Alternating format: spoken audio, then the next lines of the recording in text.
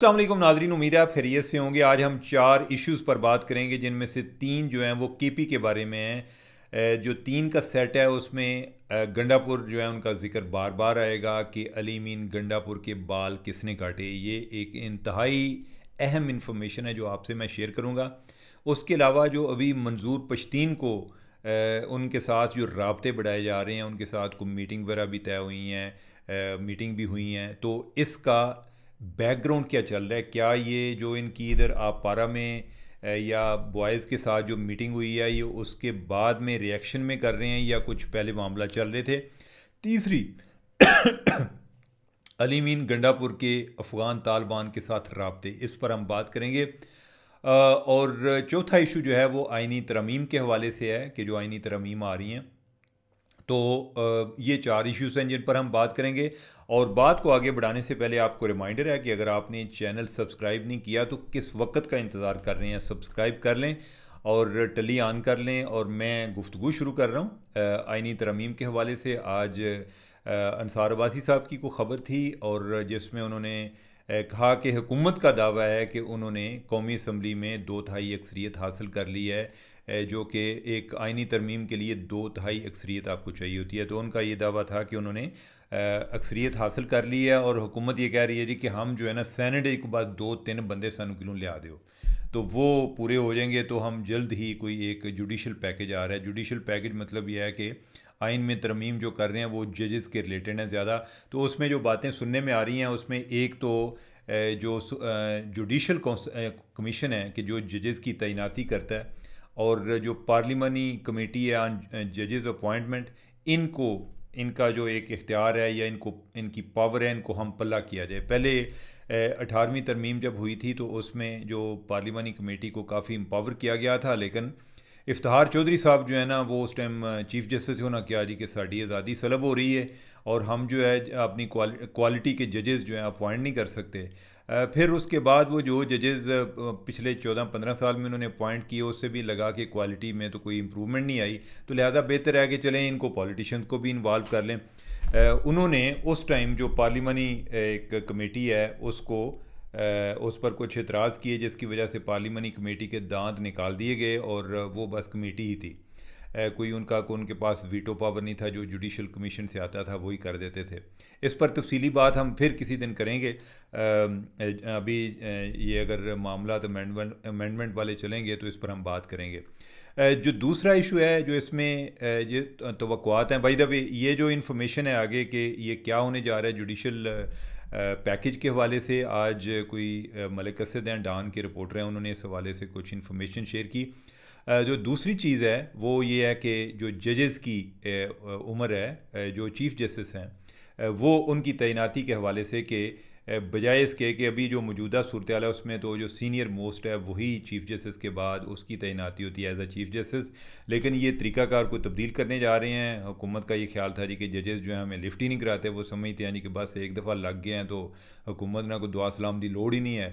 तो अब यह है कि वो कुछ ऐसा करने जा रहे हैं जिस तरह आर्मी चीफ़ की तैनाती होती है कि जो 5 जो सीनियर मोस्ट हैं उनमें से आर्मी चीफ़ का को अपॉइंट किया जाता है। तो जजेस के हवाले से भी कुछ इस तरह की चीज़ें उन पर मुशावरत हो रही है, यानी कि ये एक ख्याल किया जा रहा है कि कोई जुडिशल पैकेज में ये चीज़ भी होगी।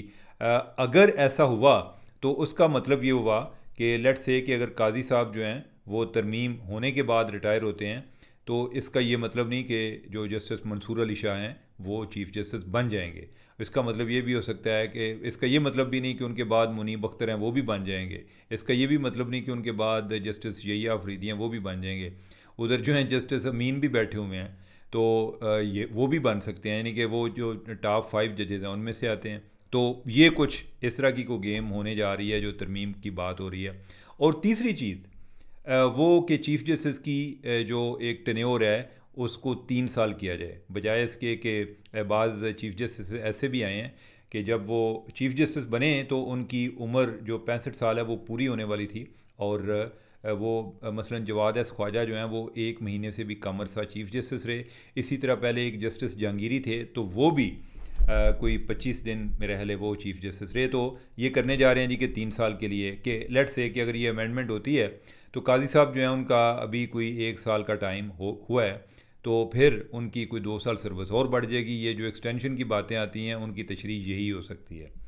और उसके बाद भी जो चीफ़ जस्टिस आएगा, अगर वो किसी को चीफ़ जस्टिस बनाया जाता है और उनकी उम्र बेशक एक दिन उनकी रिटायरमेंट में रहता है और वो चीफ़ जस्टिस बन गए, तो फिर वो 3 साल के लिए वो चीफ़ जस्टिस होंगे। तो ये बताया जा रहा है कि कोई इस तरह की तरमीम आ रही हैं। अब आते हैं हम दूसरे टॉपिक की तरफ, वो हैं केपी का जो पैकेज है, यानी कि एक तो जुडिशल पैकेज आ गया ना, दूसरा हम केपी पैकेज पे बात करेंगे। केपी के हवाले से कुछ इतलात आई कि कोई 1-2 दिन पहले के जो मंजूर पश्तीन है उनको मुलाकात के लिए बुला लिया है। आज मुलाकात भी हुई है। अब यह है कि उसकी बड़ी तशरीहात हो रही हैं कि जब अली मीन गंडापुर जो हैं वो इधर इस्लामाबाद में ISI ने उनको बुलाया, तो उसके बाद वो बड़े गुस्से में हैं और उन्होंने मंजूर पश्तीन जो हैं उनको बुला लिया और उन्होंने कहा कि फिर इंज ही सही। मंजूर पश्तीन जो हैं वो पश्तून तहफ़्फ़ुज़ मूवमेंट के सरबराह हैं, आपको पता ही है। और पश्तून तहफ़्फ़ुज़ मूवमेंट जो है वो PTI से पहले एक हमारी इस्टेब्लिशमेंट के लिए एक बहुत बड़ा एक ख़तरा तस्वर की जा रही थी। तो अब जो ये कॉम्बिनेशन है, अगर PTI भी तो इस टाइम PTM बनी हुई है, तो अगर PTM और PTI दोनों ये इकट्ठे हो जाएं तो ये बड़ा एक लीथल कॉम्बिनेशन हो जाएगा हुकूमत के लिए। ओवरऑल नेशनल सिक्योरिटी एक चैलेंज भी हो जाएगा। जो वो तो ज़्यादा एक पश्तून फैक्टर पे फोकस्ड हैं PTM वाले, और ये जो हैं ये तो इधर वो पश्तून फैक्टर नहीं है। लेकिन ये है कि इनकी चूँकि PTI की एक काफ़ी एक उधर KP में बड़ी एक प्रेजेंस है, तो ओवरऑल ये हुकूमत के लिए एक बहुत बड़ा चैलेंज आ रहा है। तो क्या ये सारी बातें, ये जो मंजूर पश्तीन के साथ मुलाकात का फ़ैसला है, ये गंडापुर ने बाद में किया कि जब से उनको इधर सेक्टर कमांडर ने बुला के और उनकी कोई डांट डपट की, या जो भी मुख्तलिफ़ ख़बरें आई हैं इस हवाले से, या उनको कहा कि वीडियो बनाएं, क्या ये उसके बाद हुआ है या उससे पहले चल रहा था? तो नाज़रीन, ये चीज़ें उससे पहले चल रही थी। हमारे एक सिक्योरिटी के एक्सपर्ट हैं, खुरासान डायरी भी कोई वो चला रहे हैं, इफ्तिहार फिरदौस हैं और इसानला टीपू। तो मैं उनसे काफ़ी इस मामले में गाइडेंस भी लेता हूँ। जो सिक्योरिटी के इश्यूज़ हैं या KP के, बहुत सारी चीज़ें हमें दूर से अंदाज़ा नहीं होता। तो इफ्तिहार से मेरी बात हो रही थी, तो उन्होंने मुझे बताया कि बेसिकली ये बेसिकली मंजूर पश्तीन की पेशबंदी हो रही है। मंजूर पश्तीन की पेशबंदी क्या हो रही है? ये जो इधर मीटिंग इनकी इस्लामाबाद में हुई, उससे पहले से ये चीज़ें चल रही हैं। वो क्या चल रही हैं कि 11 अक्टूबर को, यानी कि अगले महीने, मंजूर पश्तीन ने जो बलूचिस्तान के और जो KP के पश्तून हैं, जो रहनुमा हैं, उनको इकट्ठा करने का प्लान किया था कि वो खैबर में इकट्ठे होंगे। उधर खैबर एजेंसी जिसको कहते थे, आप खैबर डिस्ट्रिक्ट कहते हैं, उधर इकट्ठे होंगे। और उधर जो है उन्होंने ये तय करना था कि जो रियासत पाकिस्तान के साथ जो पश्तून इलाकों ने इल्हाक किया था वो किन बुनियादों पर किया था, और क्या हमें वो एग्रीमेंट अभी रिव्यू करना चाहिए। अगर जो है रियासत पाकिस्तान चाहती है कि पश्तून इलाके उनके साथ रहते हैं, तो फिर उस एग्रीमेंट पर आगे क्या हमें एक उस कॉन्ट्रैक्ट को रिवाइज़ करने की ज़रूरत है या नहीं है। तो खैर उस टाइम जो वो एग्रीमेंट हुआ था उसमें जो भी चीज़ें थी, एक ब्रॉडली तो ये था कि जो फाटा का इलाका है इसको इंडिपेंडेंट रखा जाएगा। तो वो तो इंडिपेंडेंस जो है वो पश्तूनों के कहने पर ही वो ख़त्म हुई है, यानी कि उनको जो है एक जो मेन स्ट्रीम एरिया में वो ला रहे हैं। एनीवे, उन्होंने जो भी करना था उसका कोई हुकूमत के लिए वो एक थ्रेट भी थी कि जो एक पश्तूनों को, ये एक पश्तून फैक्टर जो है वो इमर्ज हो, वो फेडरल गवर्नमेंट के हवाले से या जुडिशरी जो इस्टेब्लिशमेंट के हवाले से या इवन KP गवर्नमेंट के हवाले से ये कोई एक अच्छी खबर नहीं थी। उसके बाद से KP गवर्नमेंट ने इनको इंगेज करना शुरू कर दिया कोई 2-3 मुख्तलिफ प्रोसेस में, कि जिसमें उन्होंने कोई आपने भी कोई अहकामात जारी किए है कि मिसिंग पर्सन का केस जो है इन पर फोकस किया जाए, लॉ एंड आर्डर की सिचुएशन को उधर इम्प्रूव की जाए, तालिबान की प्रेजेंस के हवाले से, इस तरह की मुख्तलिफ चीज़ें हुई। उसके साथ साथ उन्होंने जो एक कबायली मशरानवर हैं वो उनसे भी मुलाकात की, उनके मुतालबात सुने और कोई इस हवाले से डायरेक्शंस भी जारी की अली मीन गंडापुर ने। ये पहले की बात है, ये जो इधर 9 सितंबर वाला, ये जो 8 सितंबर वाला जलसा हुआ है, इससे पहले की बातें मैं बता रहा हूँ आपको। उसी तनाज़र में जो मंजूर पश्तीन है उनको भी बुलाया गया था। ये चीज़ें पहले से तय थी। अब ये है कि चूँकि इस बैकग्राउंड का पता नहीं है, तो उसमें ये लग रहा है कि जैसे होन तो खैर नहीं, लेकिन इसमें साथ एक ख़तरे की घंटी ज़रूर मौजूद है।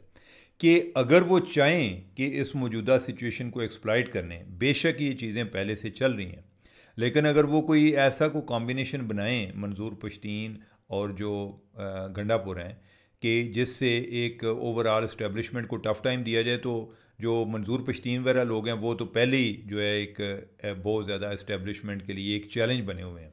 तो साथ अगर ये गंडापुर या पीटीआई मिल जाती है तो फिर ये एक इस्टेब्लिशमेंट के लिए एक नया महाज खुल जाएगा।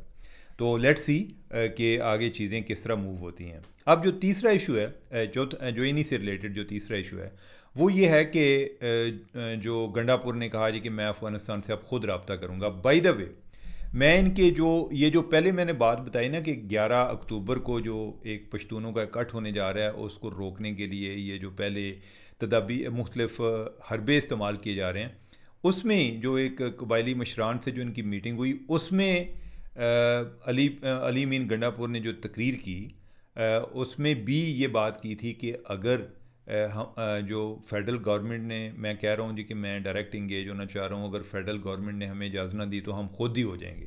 ये बातें जो हैं वो पहले से भी कर रहे हैं। अब एक इसमें और बात है कि ये जो डायरेक्ट इंगेजमेंट वाला मामला है ये कब से चल रहा है। ये मामला जो है ये भी कोई 2021-22 से चल रहा है कि उस टाइम के जब कोई टीटीपी वगैरह के साथ मुज़ाकरात नाकाम हो रहे थे, तो उसके बाद इनके जो पुराने जो लोग हैं, जो खूंग किस्म के लोग जो है ना, यानी कि जो वेटरन्स हैं, वो इकट्ठे हो गए। वेटरन्स जो है ना, उनको आप समझें कि पंजाबी में खूंग कह सकते हैं, कि जो बड़े तजर्बाकार लोग होते हैं यानी कि एक अपने फील्ड के। तो उसमें जो पुराने कोई गवर्नर्स वगैरह हैं, कोई रिटायर्ड जनरल जिन्होंने कोई इस साइड पे को पेशावर को हेड किया हुआ है, कोर को, या आईजीज़ वगैरह जो हैं, यानी कि उसमें वो कोई एक बड़ी एक सीक्रेट किस्म की कोई मीटिंग हुई, इकट्ठ हुआ और वो कोई 2-3 दिन चला, जिसमें कोई चीज़ें तय हुई कि हमने इस तरह की सूरत हाल में क्या करना है। उसमें उन्होंने एक कोई प्राइवेट कॉकस भी बनाया कि जब कोई मामलात होंगे तो हम अफ़गानिस्तान से भी रब्ता करेंगे। लेकिन उसमें और अभी जो गंडापुर कह रहे हैं उसमें फ़र्क ये है कि तब जो कुछ हो रहा था वो सिक्योरिटी इस्टेब्लिशमेंट की एक ब्लेसिंग से हो रहा था। अभी जो हो रहा है यानी कि वो इसको इंडिपेंडेंटली करना चाह रहे हैं। अब इसमें जो आमतौर पे बॉर्डर पे क्लैशेस होते हैं, उस हवाले से ज़्यादातर होता ये है कि ये जो ट्रेडर्स हैं, यानी कि जो ज़्यादा स्टेक होल्डर्स हैं, इसमें ट्रेडर्स हैं और कबायली मशरान हैं। ट्रेडर्स जो हैं उनकी ट्रेड होती है और वो जब कोई उधर टेंशन होती है तो उनकी ट्रेड मुतासर होती है। जो मशरान हैं इनकी ज़मीनें जो हैं वो दोनों साइड्स पर हैं, या इनके ओवरऑल जो अगर कोई थोड़ा बहुत बिजनेस है वो भी है। तो जब ये बॉर्डर पे टेंशन होती है या कोई बॉर्डर बंद होता है तो ये लोग जो है ना, दे आर वर्स्ट हिट। तो फिर इन्होंने को मिल के अपनी कोई एफर्ट करते हैं, कोई इधर उधर जो एक अपने लेवल पे एक इनफॉर्मल चैनल्स बने हुए हैं। अब यह है कि क्या गंडापुर अगर वो डायरेक्ट करना चाहे, पहली बात तो ये है कि दैट इज़ वेरी डेंजरस। कि डायरेक्ट करने का मतलब ये है कि जैसे आप जो एक अपने आप को वफाकी अकाई तस्वर नहीं करते, आप समझते हैं कि आप उनसे अलग हैं, आप जो जी चाहे फ़ैसला आप अलहदगी से कर सकते हैं। That is very dangerous. ये एक डेंजरस प्रेसिडेंट है। दूसरा ये है कि क्या वो ऐसा करने से गंडापुर वो अपने मकासद में कामयाब हो सकते हैं, वो उधर कोई एक सिचुएशन को नॉर्मल कर सकते हैं, law and order situation improve कर सकते हैं। अगर तो वो कर सकते हैं तो फिर तो उनको अप्रिशिएट करना चाहिए, उनको कहना चाहिए कि बच्चे तुसी अपनी जो है ना पूरी कोशिश कर लो। लेकिन ये इतना आसान है नहीं। हम वो लोग हैं एक शेख चिली के जो हम समझ रहे थे कि जब अमेरिका ने चले जाना है तो इधर जो है ना बड़ा अमन हो जाना है, और तालिबान जो है वो तो हमारे भाई भाई हैं। अब जो तालिबान हैं वो इन्हीं तालिबान को प्रोटेक्ट भी करते हैं। जो अफ़गानिस्तान के तालिबान हैं वो इधर इनको प्रोटेक्ट करते हैं। अब जो अफ़गानिस्तान के तालिबान हैं उनमें भी 2 ग्रुप हैं। उनमें एक जो है कंदारी ग्रुप है, जो मुल्ला हैबतुल्लाह ग्रुप है, और दूसरा जो है वो जो है सिराजुद्दीन हक्कानी ग्रुप है। सिराजुद्दीन हक्कानी जो हैं वो किसी टाइम पे हमारे ट्राइबल एरिया में रहते रहे हैं और इनको प्रोटेक्शन देने वाले ये टीटीपी हैं। अब जब ये उधर होते हैं तो एक तो इनको ये भी है कि इन्होंने मुझे प्रोटेक्शन दी थी, लेकिन उससे भी बड़ी बात ये है कि वो ये जो टीटीपी है, ये जो हक्कानी ग्रुप है, उनके लिए एक स्ट्रेटजिक एसेट की हैसियत रखते हैं कि अगर खुदा ना सा कल कोई तालिबान के जो 2 ग्रुप्स हैं उनमें भी अगर कोई लड़ाई होगी तो उनके लिए जो सिराजुद्दीन हक्कानी के पास फोर्स होगी ये टीटीपी वाले लोग हैं। तो लिहाजा ये चीज़ें उस तरह से ख़त्म नहीं होंगी। क्या जो तालिबान पे जो अफ़गान तालिबान हैं उन पर कोई गंडापुर का अपना कोई इतना असर रसूख है, कोई राब्ते हैं, कोई इतना ख़ास है नहीं। इनके बारे में अभी तक रिपोर्टें तो ये आती रहती थी जी कि ये कोई उधर जो है लोकल तालिबान को बता देते थे, मुझे नहीं आइडिया, लेकिन इस तरह की बातें काफ़ी आती थी। और ये आता था कि सिर्फ यही नहीं देते, और भी कोई लोग देते हैं, यानी कि मेरे पास कोई इसकी कोई ऐसा शवाहिद नहीं है, लेकिन मैं एक तासर की बात कर रहा हूँ कि अगर किसी बंदे का कोई तासर हो सकता है तालिबान के हवाले से, वो गंडापुर का नहीं हो सकता, वो तो मौलाना फजलुर रहमान का हो सकता है। लेकिन मौलाना फजलुर रहमान जो हैं वो भी इस मामले में, तालिबान के मामले में अपने आप को बेबस महसूस करते हैं। पहले वो जो इलेक्शन से पहले वो उधर अफ़गानिस्तान में गए भी, क्योंकि उनके अपने लोगों पर हमले होना शुरू हो गए थे, तो उन्होंने जाकर अपील की, तो उन्होंने अपने लिए अपील की, यानी कि वो पूरे पाकिस्तान के लिए या केपी के लिए नहीं कुछ कर सके, वो अपने लिए की। अगर वो केपी के लिए कर सकते तो मौलाना फजलुर रहमान कभी पीछे ना रहते। इसका जो उनके लिए एक पॉलिटिकल कैपिटल था, या जो यानी कि इससे जो उनको फ़ायदा होता इलेक्शन में, वो बेनज़ीर होता। यानी कि वो ख़ुद नहीं कर सके, यानी कि वो उनका कोई तालिबान के साथ कोई राब्ते हैं वो नहीं कर सके, तो गंडापुर के क्या हैं, गंडापुर तो नहीं कुछ कर सकते।